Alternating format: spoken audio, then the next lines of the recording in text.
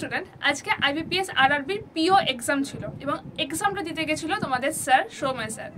Exam কেমন হয়েছিল, কি ধরনের প্রশ্ন হয়েছিল, টাইম ম্যানেজমেন্ট যেটা এবছর প্রথম আরআরবি ইন্ট্রোডিউস করেছে সেটা নিয়ে সমস্ত কিছু পুরোপুরি স্যারের থেকেই জানবো। Sir, first of all good attempt বলতে কত হবে out of 80? Good attempt 60 question সোজা ছিল, কোশ্চেন মোরালেস সোজা ছিল, নাম্বার সিরিজ গুলো একদম পুরো চোখে দেখে হচ্ছিল, মানে গ্যাপ যেগুলো আছে পুরো দেখে হচ্ছিল, ইনটু 3 আছে, গ্যাপ করলেই হয়ে যাচ্ছিল। আর রিজনিং যেটা দেখো, রিজনিং এ আমাদের টাইম বেশি আছে, 25 মিনিট টাইম আছে, তো রিজনিংটা কিন্তু তোমরা ইজিলি 30+ অ্যাটেন্ড করতেই পারবে। আর পাজল কতগুলো ছিল? পাজল মোটামুটি 20+। মোটামুটি 20+ ছিল। একটা ব্লাড রিলেশন ছিল, ব্লাড রিলেশনটা একটু খটোমটো ছিল। লিনিয়ার সিটিং যেটা ছিল বিভৎস ইজি ছিল, একদম 7খানা না 8খানা লোকের ছিল। একটা সার্কুলার সিটিং অ্যারেঞ্জমেন্ট ছিল, সেটাও খুবই ছিল, সোজা ছিল।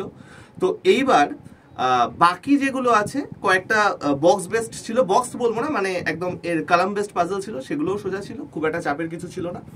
মোটামুটি রিজনিং এ গুড অ্যাটেম্প্ট 30, আর ম্যাথে 25-30 অবধি করতে পারলে ঠিক আছে। কারণ ম্যাথে আমি এই জন্য বলছি, কারণ ম্যাথ হচ্ছে একটুখানি টাইমটাও কম ছিল, হয়তো ইচ্ছা করেই এই জন্য আইবিপিএস রিজনিং অনেক বেশি একটুখানি ঘোরানো দিয়েছে, একটু ক্যালকুলেটিভ দিয়েছে, ম্যাথটা অতটা দেয়নি।